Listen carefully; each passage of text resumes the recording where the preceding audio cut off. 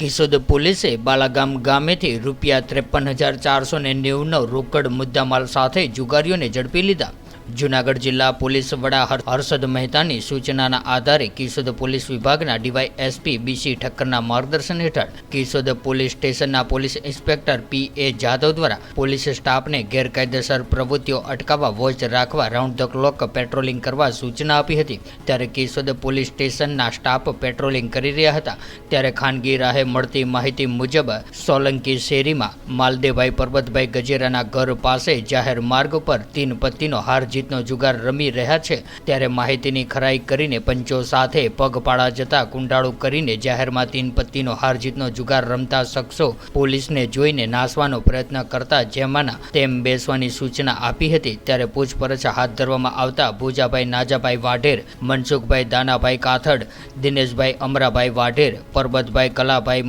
માવદિયા, મનસુખભાઈ વસરામભાઈ વાઢેર, કાંજીભાઈ ઉર્ફે કાનો વલ્લભભાઈ કુંભાણી, બાબુભાઈ ગોવિંદભાઈ ભેડા,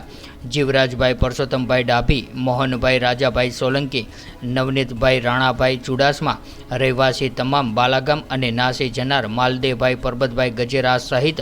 11 પાસેથી રોકડા ₹31,490 અને મોબાઈલ ફોન નંગ 6 કિંમત ₹22,000 મળીને કુલ ₹53,490 રોકડા અને મુદ્દામાલ કબજે કરીને જુગાર ધારા કલમ હેઠળ ગુનો નોંધીને નાસી જનાર માલદેવભાઈ પરબતભાઈ ગજેરાને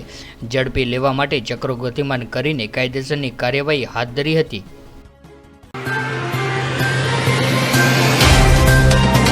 तो व्हाट्सएप, ट्विटर, फेसबुक, इंस्टा जहाँ भी आपका अकाउंट है